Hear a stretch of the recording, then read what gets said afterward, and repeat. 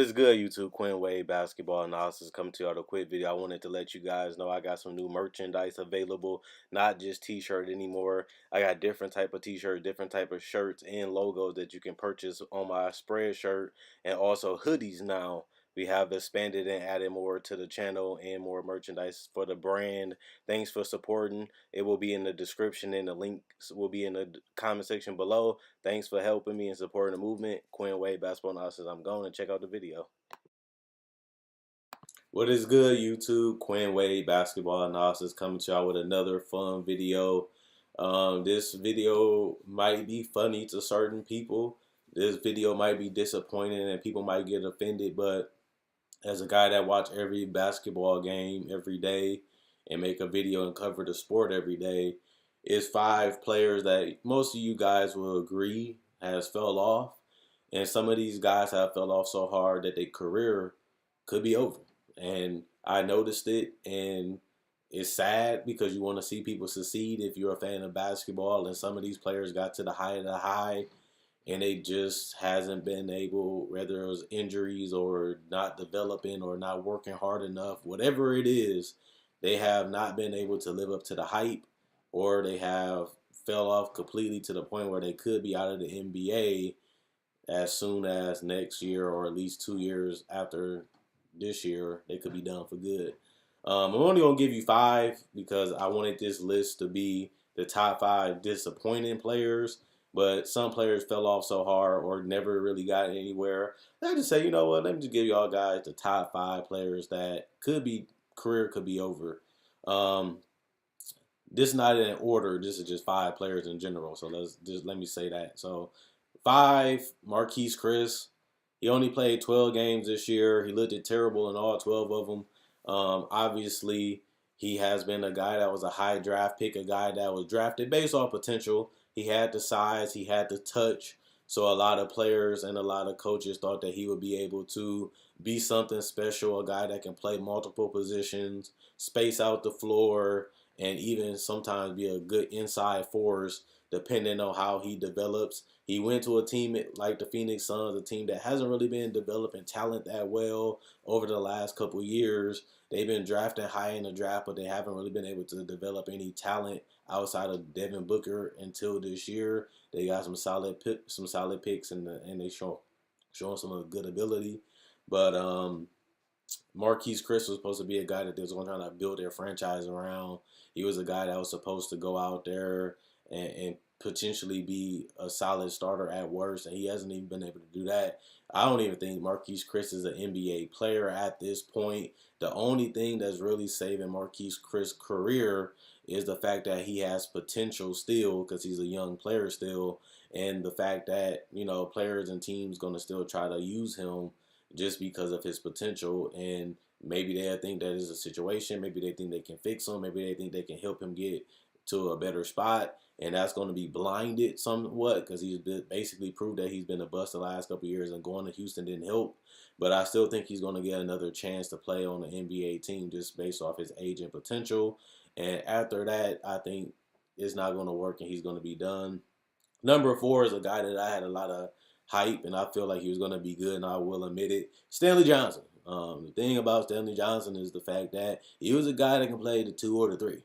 And sometimes small ball forward, depending on the lineup. He played hard. He had this cockiness about him that I liked, especially as a defender. He wasn't scared of anybody. He'd go at anybody. I remember that Detroit played the Cavaliers in the playoffs in the first round because they was the 8th seed. And I felt like Stanley Johnson wasn't scared of LeBron, and I thought that was something positive. Yeah, he's not scared to take the spot up threes, even though he's not a great three-point shooter. He still shows confidence in knocking down the threes. He goes hard. He plays hard defensively. He's a solid rebounder for his position and for his size, and I felt like he had some upside.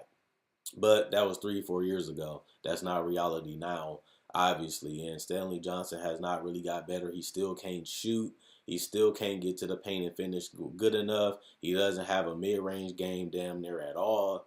And the fact that now, what can you really do? What are you expecting out of him? Considering that he hasn't proved that he can really do anything besides be a solid defender. And that I don't believe will save him. I think that he will stay in the NBA a little longer because teams are going to continue to try him out and teams going to try to use him just like Marquise Chris. He might stay in the league a couple more years just based off potential and his age. It's sad because I thought he could be better. It's sad because I thought that he would develop into at least a 3-and-D guy, and he hasn't been able to knock down threes at all still a couple years later.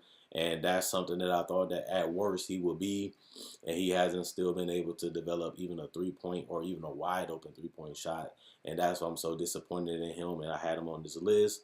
Number 3 was a guy that's hugely disappointing, Dragan Bender, a guy that a lot of people called, the next great international player. This guy was supposed to be a sure thing because what he was doing overseas and the fact that he made the game look so easy and the fact that he showed so much raw potential that you think him in the right situation, getting a lot of minutes, he'll develop. Dragan Bender has been terrible his whole career. He hasn't really had any good seasons, not even a solid season. He hasn't had any good seasons at all in his whole entire career, and he has been hugely disappointing. He was a guy that was a top 5 lock because his potential was so high, and now he's basically rotting on the bench of the Phoenix Suns, and they really can still get rid of him, but I don't think that they will. He's a guy that you would try on a 1-year contract just to see what he can get out of it. Maybe him having his back against the wall can help him play better and get him to another level that he never reached. But you can say the same thing about Stanley Johnson. You can say the same thing about Marquise Chris and the other people on this list. Potential only matters if you have the ability to reach that. You still have to want it. You still have to play hard. You still have to put in the work.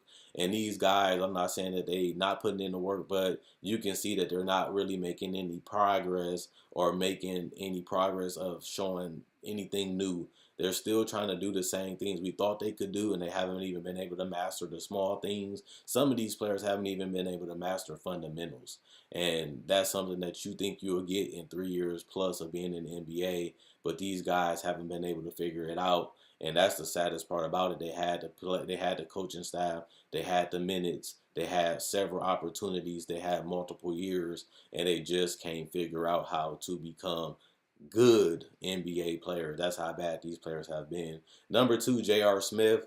The funniest thing about J.R. Smith is that he called out Colin Sexton, who's having one of the top 3 best rookie seasons in the NBA, and said he couldn't play. Saddest thing for J.R. Smith, though, is the fact that he actually sat out because he wanted to get traded for the Cavaliers, but that was months ago, and he still haven't got traded. He was a guy that was a high-risk player because he was going to bring some craziness and some buffoonery to the team, and the fact that he's streaky. J.R. Smith's best role was being a great spot-up three-point shooter off the ball, but he used to be a guy that was a 6th man of the year that can create his own shot, get to the paint, dunk on people, get out in transition, hit mid-range jumpers off the dribble.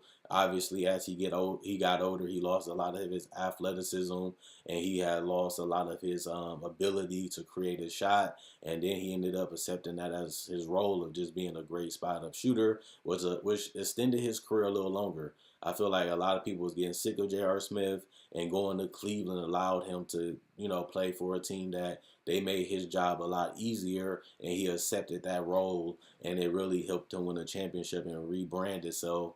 But the fact that he hasn't really had his three-point shot going, and the fact that he is declining athletically kind of, damper down his career a little bit more, and he's not a high sought-out prospect because of his ability not to be a great inconsistent three-point shooter anymore, so he doesn't really bring much to the table outside of the fact that he can create shots every once in a while, which really isn't even worth a first or a second round pick.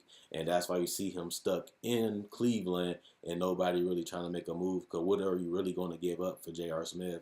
He's not worth a pick. He's not really worth aspiring. So the only way he can really get out of Cleveland is doing a buyout. And if he does a buyout, then he will be able to go to a team. But I don't really see any team right now that can use J.R. Smith or need J.R. Smith.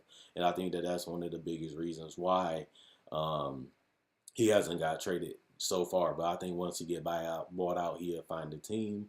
Number 1, like I said, this list ain't in order, just how I feel the top 5 players are. Brandon Knight, The saddest part about Brandon Knight is he had the world. He was a guy that had the length, he had the size, he had the athleticism, he had the ability to be, as he got drafted, to be a two-way star. And he had a breakout season with the Bucks before they traded him. They didn't really feel like he was worth the money. Phoenix did. He ended up getting injured, lost a lot of his explosiveness, lost a lot of his athletic ability, whether it was getting to the paint or blowing past people with that first step. That was really his game, was getting to the paint. He never really became a great playmaker or even a passer. He never was able to live up to the hype as a defender. And even though he lived up to the hype to a certain extent with the Bucks as a scorer, he was never able to get back on that footing after multiple injuries, which was sad because after he got embarrassed by Kyrie, I was rooting for the guy because he still showed as a Buck that he could still be a solid player and a solid starter in the NBA. Obviously, he got injury riddled and never could really recover. And every time he did recover, he had a relapse by going back to another injury. And it was just unfortunate. And it was just bad luck having the significant injuries that he had. And the fact that now, which is sad, he comes back, gets traded to the Rockets. He started playing in the G League to get back up, and he goes back out with another injury, and he has had just bad luck. And I feel like it's crazy, but if it wasn't for the injuries, maybe he can be a solid player compared to these other guys still in the NBA. But because of the injuries, it's only going to make him worse, and he can't continue to work on his game because he continues to rehab just to get back to where he was before. But if he can never stay on the court, he can never work on his game. He can never get back on the court consistently. It's going to be hard to get back to where you was or even become a solid player when you can't even stay on the court or even advance your game because you're rehabbing. So Brandon Knight has an excuse of why he's on this list. The other guys just fell off completely, and they might not even make it out after next year. They might be out of the league for good, depending on how next year goes for these guys. And some of these guys, like I said, they free agents.